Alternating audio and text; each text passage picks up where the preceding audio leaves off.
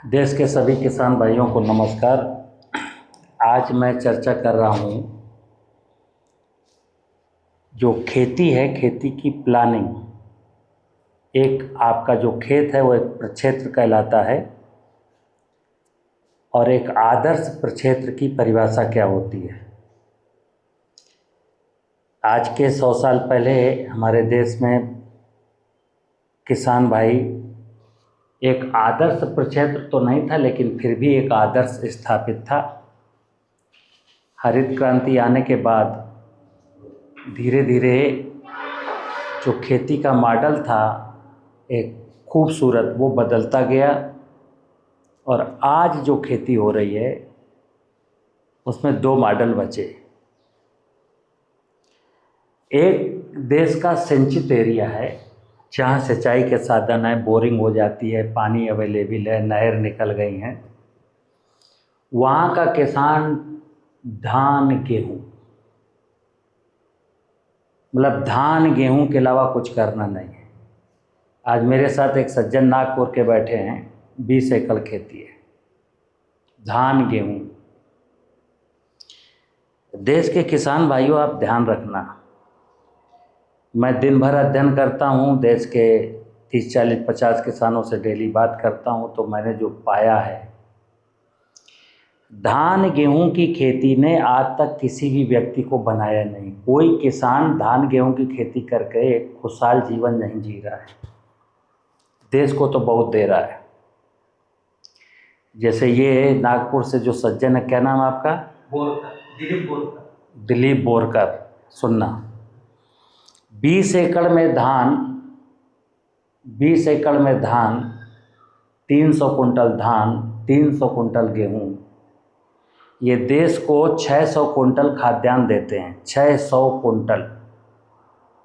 लेकिन ये 5-6 लाख रुपए के कर्ज में है। कहाँ गया पैसा? कुछ ज़रूरतें ख़त्म, कुछ तो ज़रूरतों में आ गया और सब लागत में चला गया। मैं बता दूं, बहुत सारे लोगों को बुरा लग जाएगा, देश के बहुत सारे लोगों को ये बात बुरी लग जाएगी। ये धान गेहूं का प्रचलन इस देश को ले डूबेगा। धान गेहूं, पहला तो ये है कि सॉइल की फर्टिलिटी को वीक करता है। ये सॉइल को कुछ देता नहीं है, सॉइल से खींचता है। दूसरा, जमीन के नीचे का पानी लूटता है। गेहूं की खेती जो किसान करता है तो 1 हेक्टेयर में उसको 25 लाख लीटर पानी की जरूरत है। 25 लाख 1 हेक्टेयर में धान गेहूं की खेती करने वाला किसान जमीन से 25 लाख लीटर पानी निकालता है, और धान की खेती करता है तो 35 लाख लीटर पानी निकालता है। और देश में सबसे ज़्यादा खाद्यान्न उत्पादन, जो आज 350 मिलियन टन खाद्यान्न उत्पादन है, उसमें 270 मिलियन टन केवल धान और गेहूं ही है। शायद इसीलिए हमारे देश में धान गेहूं सरप्लस है और लोगों को 5 रुपया किलो बांटा जा रहा है। अरहर नहीं है, मसूर नहीं है, मूंग नहीं है, दालें आयात होती हैं। तेल नहीं है, तेल आयात होता है। और उसके बाद सोयाबीन, गेहूं, गन्ना, आलू, नगदी, इनको नगदी फसलें कहा जाता है। नगदी, नगद में मिल जाता है। फिर ज़मीन मर जाए, ज़मीन का पानी सूख जाए, इंसान खा के मर जाए।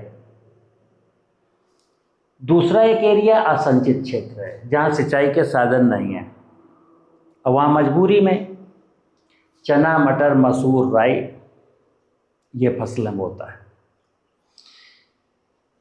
ये भी गलत है और ये भी गलत है।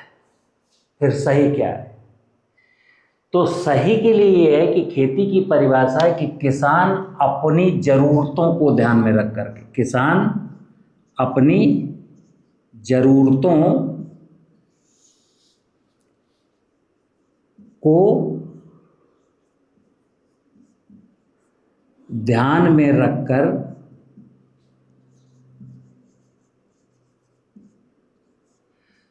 फसलों को उगाए। जैसे एक किसान परिवार है, उसको रोटी चाहिए, तो रोटी कहाँ कहाँ से आती है? अब रोटी में ध्यान रखना, रोटी गेहूं को रोटी मत मानिए। रोटी का स्रोत है ज्वार, बाजरा, मक्का, जौ और गेहूं। तो हम सब चीज़ों को मिक्सचर बोएं, खरीफ में ज्वार बाजरा भी बोएं, रबी में जौ और गेहूं दोनों बोएं। एक आदर्श फार्म अपनी ज़रूरतों, तो हमें रोटी चाहिए तो हमें 4 फसलों का चयन करना है, ज्वार, बाजरा, गेहूं और जौ। हमको दालें भी चाहिए, तो दालों में खरीफ में हम उर्द, मूंग, अरहर, रबी होगी तो चना, मटर, मसूर। थोड़ा सा हिस्सा दालों के लिए रखिए, जो दाल आपके यहाँ हो सकती है, जिसमें आपकी रुचि हो। फिर हमको तेल भी चाहिए, तो खरीफ में तिल और अलसी, और यहाँ राई ही है। तेल का इंतजाम करिए। अगर ट्यूबवेल लगा है, कमरा बना है, वहाँ रहते हो, तो थोड़ा सा सब्जी का भी इंतजाम करिए। थोड़े से फलों का भी इंतजाम करिए, जैसा जो जिस क्लाइमेट में है। कहीं सेब हो सकता है, कहीं अनार हो सकता है, कहीं अमरूद हो सकता है, कहीं केला हो सकता है, पपीता हो सकता है, और इनमें में वैरायटी ले सकते हैं, कई चीज़ें हो सकती हैं। तो इस प्रकार का फार्म हमारा, मान लो 5 एकड़ का फार्म है। अभी किसान क्या कर रहा है? अभी किसान इसमें खरीफ में धान लगा दिया, फिर धान काटेगा तो गेहूं लगा देगा। अब इसके पास चावल है और आटा है। ये किसान दालें खरीदता है पॉलिश वाली, बाजार में फिर पॉलिश वाली दाल मिलेगी। ये तेल खरीदता है बाजार से, जो मिलावटी तेल है। ये सब्जियां खरीदता है बाजार से, जिसमें बहुत ज़्यादा पेस्टिसाइड है। और ये किसान कभी धनी नहीं हो सकता, ना धनी हो सकता है, ना स्वस्थ रह सकता है। देश को तो एक बहुत बड़ा अमानत दिया, जैसे इन्होंने 600 कुंटल खाद्यान्न पैदा करके दिया, लेकिन कर्ज में है। ये चना, मटर, मसूर, राई करने वाला भी कर्ज में है। सब्जी अकेले उगाने वाला भी कर्ज में है। फल की खेती करने वाले भी कर्जे में है। देश का कोई भी किसान जो राजनीति में नहीं है, जिसके घर में किसी को नौकरी नहीं लगी, उसको छोड़ दीजिए, नहीं देश का हर किसान कर्ज में है। हालात खराब हैं। तो मैं कहता हूँ कि एक अच्छा फार्म बनाना है, तो अच्छे फार्म की पहचान क्या है? नंबर 1, हम इसके ब्लॉक बनाएंगे, कम से कम 4 ब्लॉक बना दिए।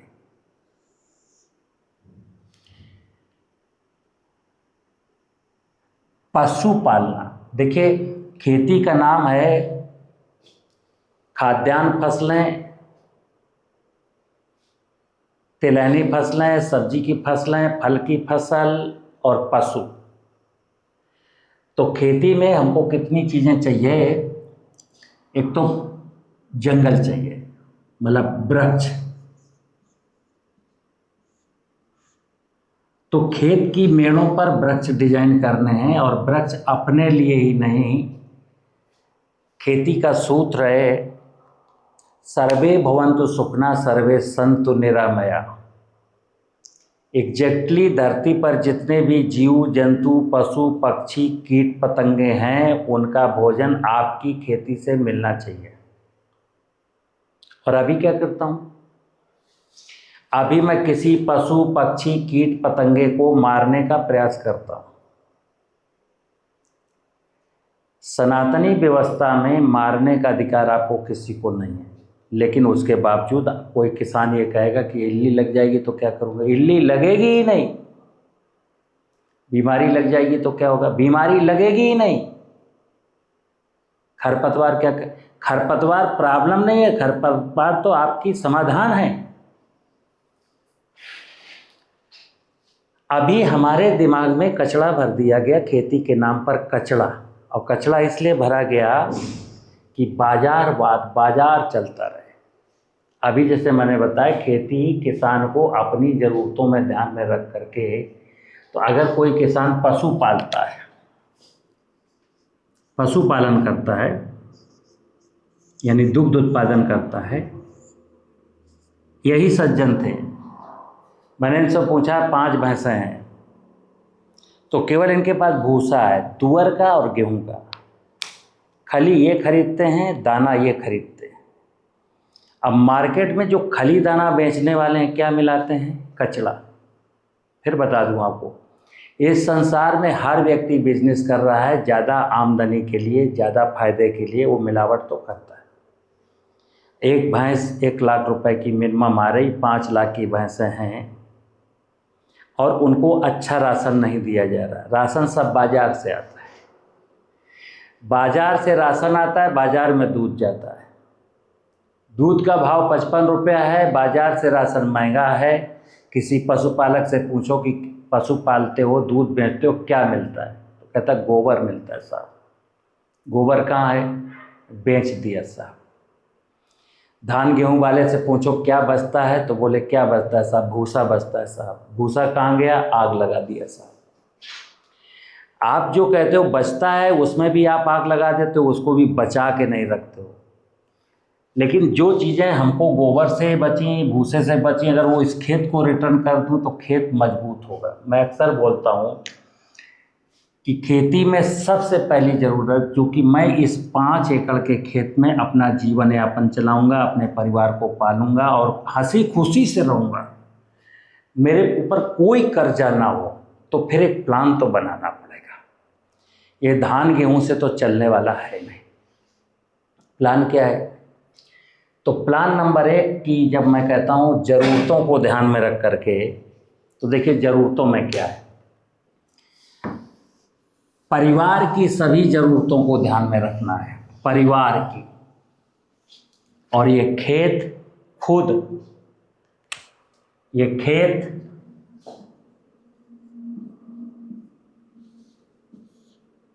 ये किसान के परिवार का हिस्सा है, तो इस खेत को भी ध्यान में रखना है, ध्यान रखना। चूंकि सारा कारोबार यहीं से संचालित होता है और इसी का मैं ध्यान नहीं रखता हूँ, तो खेत को ध्यान में रखना है। तो क्या करना है? इस साल इस वाले प्लाट में हरी खाद बोई है, अगले साल इसमें हरी खाद बोई है, अगले साल इसमें हरी खाद बोई है, अगले साल 4 साल के रोटेशन में हरी खाद ऐसे ट्रांसफ़र होनी चाहिए। इस साल जो 5 भैंसों का गोबर था, इसमें हरी खाद बोई है, इसमें गोबर डाला है। अगले बार इसमें हरी खाद डालूंगा, इसमें गोबर डालूंगा, फिर इसमें हरी खाद आएगी, इसमें गोबर आएगा, फिर इसमें हरी खाद आएगी। ये एक रोटेशन है, ज़मीन में कार्बन को बढ़ाना। ध्यान रखना मित्र, आज सोशल मीडिया में धरती की फर्टिलिटी को कैसे बढ़ाया जाए, इसकी कोई बात नहीं करता। उसका कारण है सबको बाजारवाद चलाना है। आज देश का किसान बाजार से कृषि निवेश लाता है, अपने खाने पीने की खाद्य वस्तुएं भी बाजार से लाता है, डोमेस्टिक वस्तुएं भी बाजार से लाता है, और अपना माल बेचने भी बाजार जाता है। किसान के पास कोई नहीं आता, जबकि जीवन की सबसे बहुमूल्य चीज़ जो भोजन है वो किसान के घर में है। लेकिन किसान के घर में कोई नहीं जाता, किसान खुद ही अपना मंडी में ले जाता है, और मंडी में क्या होता है? भाव लगता है, आढ़तिया जो भाव तय करेगा उसी पर आपको बेचना पड़ेगा। चलिए, तो परिवार, खेत की जरूरत, हरी खाद,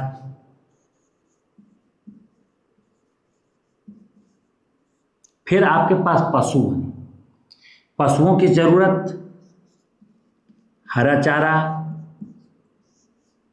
दाना, खली। चूँकि पशुओं का दूध फैट पर बिकता है और खली है नहीं, तो हमें क्या करना? एक खेत में हरी खाद बोई, एक खेत में हरा चारा, दाना और खली के लिए इंतजाम किया, इस खेत में खाद्यान्न बोया, इस खेत में थोड़ा सा दलहन बोया, थोड़ा सा तिलहन बोया। तो कई प्रकार की फसलें हो गई। कई प्रकार की फसलों में क्या होता है कि आपकी सभी ज़रूरतें पूरी होती हैं और बाज़ार की मांग भी बिल्कुल बैलेंस में रहती है। अभी मैंने जैसे बोला, देश में धान गेहूँ सड़ रहा है, इसीलिए 5 किलो बांटा जा रहा है, ठीक है ना। देश के किसान ने केले का क्षेत्रफल पिछले साल इतना ज़्यादा बढ़ा दिया कि केला 2 रुपये किलो बिका। प्याज का क्षेत्रफल इतना बढ़ गया कि प्याज 1 रुपया किलो फेंकी गई। टमाटर का रकबा इतना बढ़ गया कि टमाटर का कोई भाव नहीं मिला। गोभी और बंद गोभी का क्षेत्रफल इतना बढ़ गया कि गोभी के लोगों ने खेत में जोत दिया। किसान के साथ इस प्रकार की घटनाएं घटती हैं। प्लान तो बहुत खूबसूरत बनाता है कि इतना गोभी लगाऊंगा, इतना टमाटर लगाऊंगा, 1000 कुंटल टमाटर होगा, 20 रुपया किलो बिकेगा, तो मेरे पास तो 20 लाख का टमाटर हो जाएगा, मैं तो लखपति बन गया। बना कोई नहीं। फिर बता दूं आपको, क्योंकि मार्केट का पूरा सिस्टम इतना अच्छा डिजाइन है, किसान कभी उबर ही नहीं सकता। यूँ तो कहा जाएगा वैल्यू एडिशन करो, ये करो, पापड़ बनाओ, चिप्स बनाओ, टोमेटो का केचप बनाओ, लेकिन मल्टीनेशनल के आगे किसान कहाँ टिकता है। वो मार्केटिंग कर ही नहीं पाएगा, अपना पदार्थ बेच ही नहीं पाएगा, ना उसका कोई खरीदेगा, क्योंकि आजकल खरीदने वाले भी कम बेवकूफ़ नहीं हैं। वो चमक धमक देखते हैं। पैकेट चमकता हुआ हो, अंदर चाहे जहर हो, खरीदेगा, बिकेगा। पैकेट खराब हो, अंदर अमृत हो, नहीं खरीदेगा कोई। घी 550 रुपया किलो बिक रहा है बाज़ार में, जबकि घी 1000 रुपये किलो से नीचे मिल ही नहीं सकता। सब जानते हैं, लेकिन सब नकली घी खाने को मजबूर है। कुछ ऐसा सिनेरियो चल रहा है और इसीलिए सब परेशान है। तो एक आदर्श कृषि प्रक्षेत्र क्या होता है कि जहां हमारे पास पशु हों, और ये जो मेड़ है आर्चर्ड, तो मैंने कहा वृक्ष लगाइए। वृक्ष नहीं है तो कुछ नहीं है। वृक्ष जब लगाते हैं दो चीज़ों का ध्यान रखते हैं, एक अपने लिए, एक दूसरों के लिए, जीव जंतुओं के लिए। चिड़िया क्या खाएगी, गिलहरी क्या खाएगी, तो पीपल का, पाकड़ का, बरगद का, महुए का, जामुन का, नीम का पेड़ जरूर होना चाहिए। इस खेत में पीपल का, पाकड़ का, महुए का, जामुन का, नीम का, ये पेड़ जरूर होना चाहिए, क्योंकि इन्हीं में छाया अच्छी होती है, यही पक्षियों का शेल्टर पॉइंट है। फिर अपने लिए पपीता लगाइए इस मेड़ पर, अमरूद लगाइए, सहजन लगाइए। कोई व्यक्ति अगर भैंस नहीं पालना चाहता, बकरी पालना चाहता, तो एक खेत बकरियों के लिए लगती है, सुबबूल बो दीजिए केवल।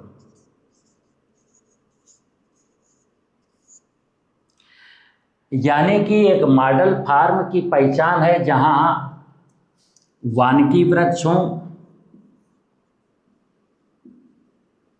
फल वाले वृक्ष हों, सब्जियां हों, खाद्यान्न हो, दलहन हो, तिलहन हो, पशुओं का चारा हो, पशुओं का दाना हो,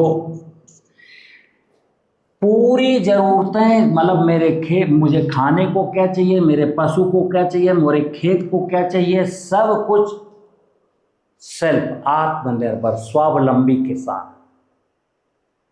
जिसको स्वावलंबी बनना है उसको ये प्योर चना, पूरे में चना बो देते हैं। क्यों बो देते हैं? बोले सिंचाई का साधन नहीं है तो। लेकिन वहाँ सुबबूल तो हो सकता है, वहाँ सहजन तो हो सकता है, वहाँ बकरी तो पाली जा सकती हैं। एक चीज तो ये हुई। दूसरा, देश के अधिकांश हिस्सों में अप्रैल से लेकर के जून तक ये खेत 5 एकड़ पूरा का पूरा खाली है। अगर यहाँ पर वृक्ष होते तो 20% एरिया में सूरज की रोशनी से फोटोसिंथेसिस होकर के फल बन रहे होते, लकड़ी बन रही होती, ऑक्सीजन हो रही होती, कुछ बनता। तो मैं कहता हूँ यदि यहाँ सिंचाई का साधन, एक सज्जन और बैठे हैं, 10 एकड़ ज़मीन है, ललितपुर से आए, गेहूँ काट लिए, अब खेत इनका पूरा खाली पड़ा है। हमने कहा पानी है? बोले पानी है। तो हमने कहा कि उसमें मूंग क्यों नहीं बोया? तो नहीं बता पाए, क्योंकि क्षेत्र में कोई मूंग बोता ही नहीं है, आदत ही नहीं है। कारण क्या है? किसान ने रबी की फसल काटी, अब उसको 3 महीना लकड़ियाँ खेलना है। गांव की चौपालों में, पेड़ों के नीचे, पान की दुकान में, दारू की दुकान में 10-15 आदमी बैठ करके ताश खेल रहे हैं। जमीन खाली है, सूरज की रोशनी बिल्कुल बेकार जा रही है। खेती में ध्यान रखना, मैं सिद्धांत बताता हूं कि सूर्य की एक किरण खाली ना जाए और जमीन का 1 इंच हिस्सा खाली ना रहे। ये सस्य श्यामला धरती माता जितना पेड़ों से, वनस्पतियों से ढकी रहेगी, उतने आप समृद्ध किसान हो। जब हम पशु पालते हैं, हरी खाद बोते हैं, हरा चारा बोते हैं, दाना, खली, वृक्ष, बकरी और कई प्रकार की फसलें, तो 365 दिन में आपको 300 दिन का काम मिलता है। धान गेहूं की खेती में क्या है, 10 दिन इधर 10 दिन इधर। आपने 365 दिन में 25 दिन काम किया ना, तो वो किसान किसी का नौकर नहीं है। सरकारी सेवक तो सरकार के नौकर हैं, प्राइवेट सेक्टर में काम करने वाले बनिया के नौकर हैं, लेकिन किसान किसका नौकर? किसान पंच महाभूत का, सनातन का, भगवान का, परमात्मा का नौकर है, क्योंकि खेती सनातनी व्यवस्था में की जा रही है। तो किसान प्रकृति का नौकर है। और नौकरी कितने दिन करता है? अगर धान गेहूं की खेती करेगा तो बस 25 दिन से ज़्यादा नौकरी नहीं करेगा, तो 25 दिन का उसको पारिश्रमिक मिलता है। तो मुझे ये देखना है कि मुझे कितना ज़्यादा से ज़्यादा काम मिले। कभी उर्द बेचा, कभी चना बेचा, कभी मसूर बेचा, कभी लकड़ी बेचा, कभी फल बेचा, कभी सब्जी बेचा, कभी दूध बेचा, निरंतर लगा रहा। तो जो 365 छुट्टी मनाइए आप भी, मैं मना नहीं करता हूँ, लेकिन 365 दिन में 330 दिन छुट्टी मनाएंगे, मना लीजिए छुट्टी, तो ईश्वर उतना ही देगा जितने दिन आप काम करोगे। इसलिए हमें सोचना है कि मैं निठल्ला ना बैठूं, मेरे पास कुछ ना कुछ काम हो। और जब आप ज़्यादा काम करेंगे, ज़्यादा दिनों तक काम करेंगे, तो ईश्वर से अनुकंपाएं भी उतनी ज़्यादा मिलेंगी। मित्र, एक आदर्श फार्म जो होता है, आदर्श किसान जब होता है, एक आदर्श विचार होता है,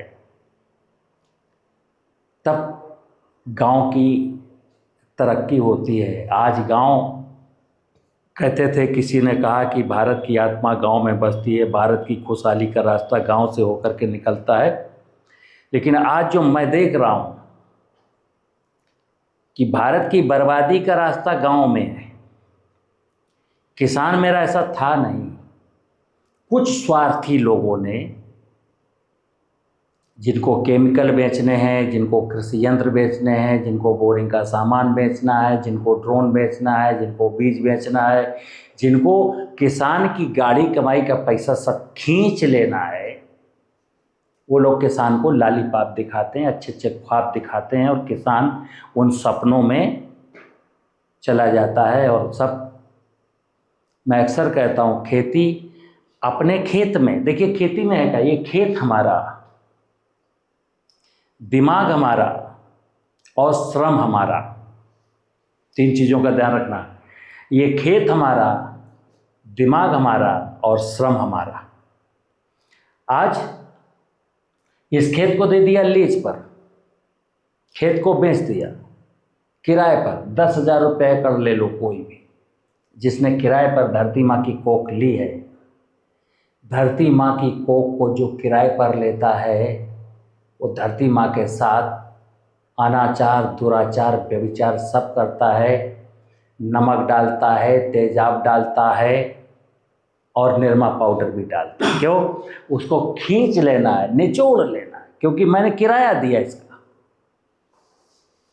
माँ की कोख जब किराए पर उठने लगे तो फिर लानत है, फिर काहे का धर्म।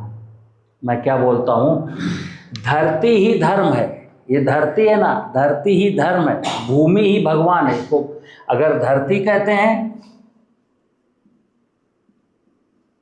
तो धरती ही धर्म है, और इसको भूमि कहते हैं तो भूमि ही भगवान है।